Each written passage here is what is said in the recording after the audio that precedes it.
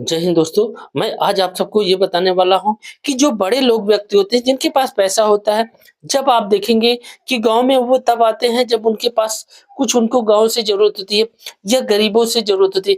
जैसे चुनाव के समय में आते हैं तो वो क्या करते हैं, उनके पास पैसा होता है, चंद पैसे दे के जो नई जनरेशन है, जो यूथ है, जो पढ़ लिख रहे हैं या छोटा-मोटा रोज़गार कर रहे हैं, उन रोज़गार को बंद करा के आपको अपने काम में लगा देंगे। तो आप सोचते हैं कि वो हमारे लिए कुछ कर देंगे। हम ये सोचते हैं कि ये व्यक्ति भला आदमी है, ये जीत जाएगा, हमारे लिए कुछ करेगा। आप उनके लिए दिन-रात एक कर देते हैं, अपने समय का कहते हैं कितना प्रयास कर देते हैं कि ये व्यक्ति जैसे ही जीत जाएगा या कुछ हो जाएगा, हमारे जीवन में उद्धार कर देगा।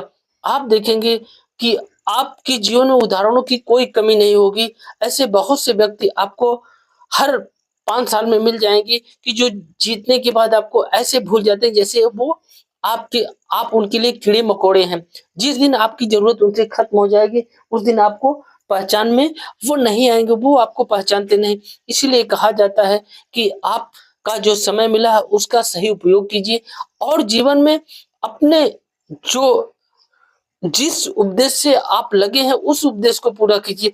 आप उनके उद्देश्य को पूरा करने के लिए अपने समय को क्यों बर्बाद कर रहे हैं? आप चंद पैसों के लिए उनके पीछे पड़ गए हैं, कि सोचते हैं कि हमारे जीवन में वो भला करेंगे। भला कोई नहीं करता है। अगर अगर आज भला ही करता तो शायद आज मेरे देश की जो हालत है या जो मेरी स्थिति है वो ऐसी नहीं होती। इसलिए आपको जो समय मिला है उसका आप उपयोग कीजिए। अगर आप पढ़ाई कर रहे हैं तो पढ़ाई करिए, अगर आप कोई रोज़गार कर रहे हैं तो उस रोज़गार को में लपटिए। आप उनके लिए समय ना निकालिए क्योंकि वो आपको पहचानने वाले नहीं हैं।